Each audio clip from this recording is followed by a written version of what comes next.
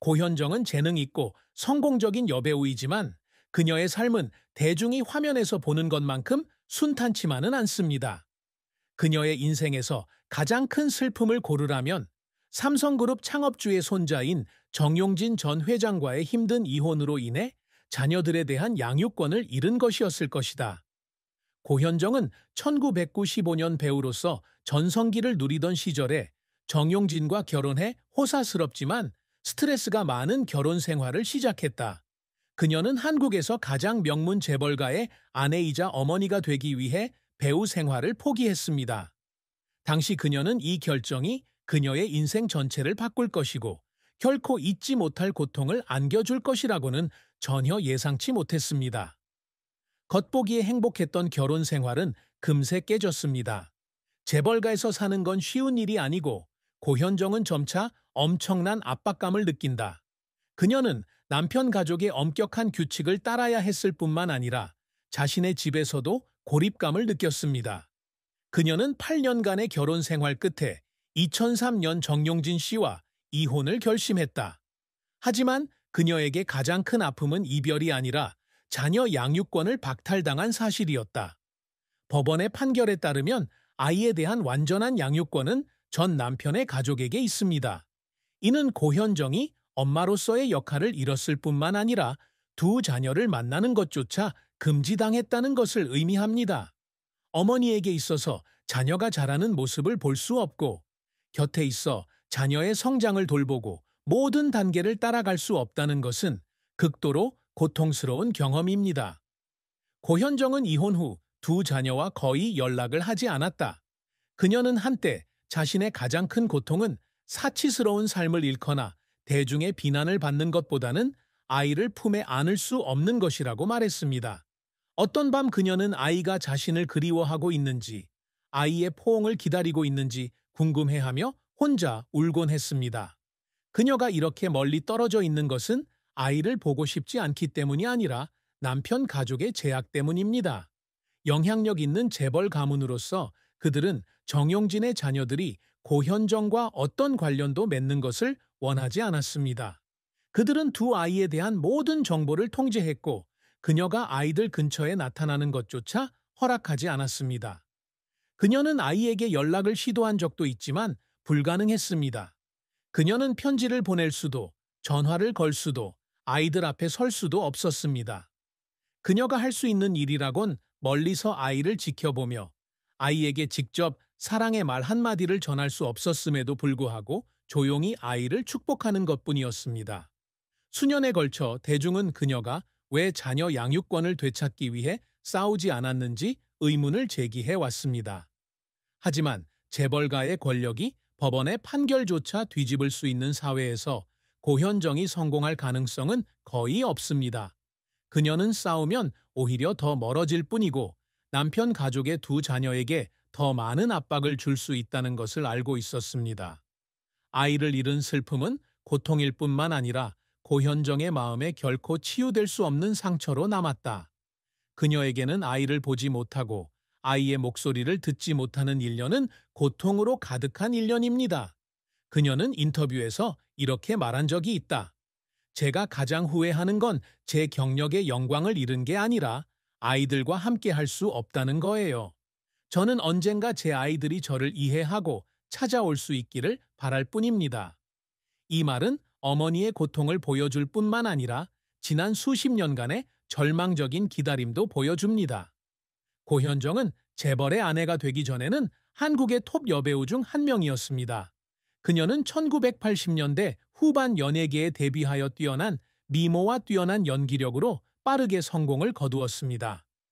1995년 영화 모래시계는 그녀를 경력의 정점으로 이끌어준 작품이었다.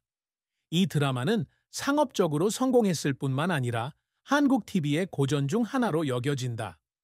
영화 속 고현정이 맡은 캐릭터는 강하고 단호한 여성으로 실제 그녀의 이미지와도 잘 어울린다.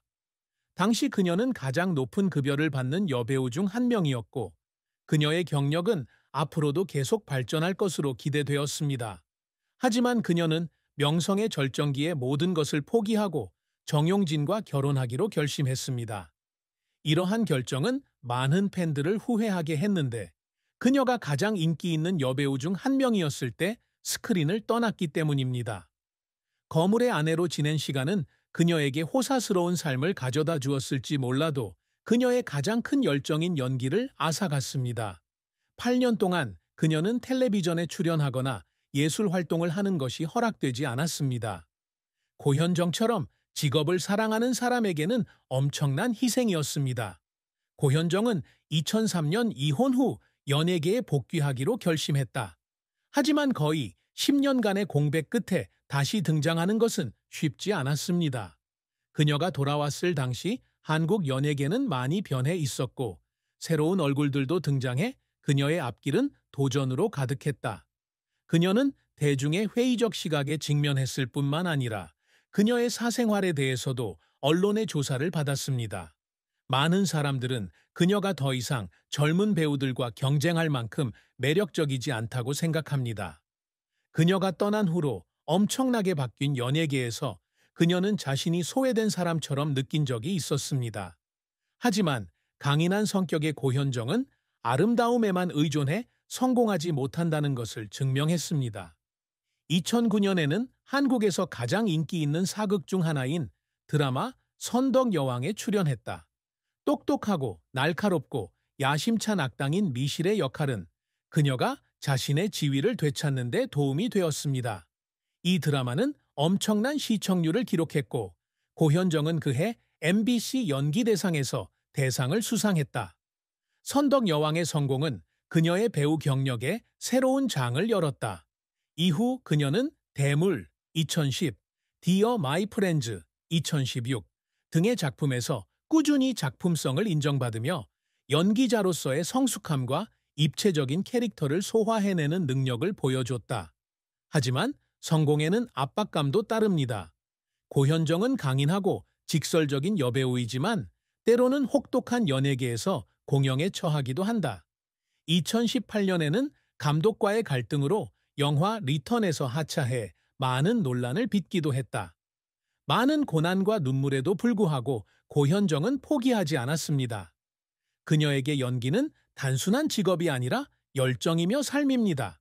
그리고 아무리 다시 시작해야 할지라도 그녀는 자신이 선택한 길을 계속 나아갈 것입니다. 고현정은 삶과 직업에서 많은 우여곡절을 겪었지만 자신을 주장하려는 열망을 결코 포기하지 않았습니다. 유망한 젊은 여배우에서 대한민국의 톱스타로 떠올랐고 정용진과의 결혼으로 인한 공백에도 불구하고 그 어느 때보다 더 강하고 자신감 넘치는 모습으로 돌아왔다. 그녀의 가장 큰 업적 중 하나는 2005년 컴백 이후 한국 연예계에서 다시 자신의 자리를 되찾은 것입니다. 이는 누구나 할 수 있는 일이 아니며 특히 K-드라마와 같이 경쟁이 치열한 업계에서는 더욱 그렇습니다. 그녀가 돌아오기로 결심했을 때 많은 사람들은 그녀의 시대가 끝났다고 의심했습니다. 하지만 그로부터 몇 년 후 그녀는 돌아왔을 뿐만 아니라 그 어느 때보다 더 빛났다는 것을 증명했습니다. 영화 선덕여왕 2009는 그녀의 이혼 후 경력에 있어 가장 중요한 이정표였다. 영화에서 그녀는 악당이지만 강한 매력을 지닌 미실 역을 맡았습니다. 이 캐릭터는 사악할 뿐만 아니라 지적이고 수완이 풍부하고 매력적입니다.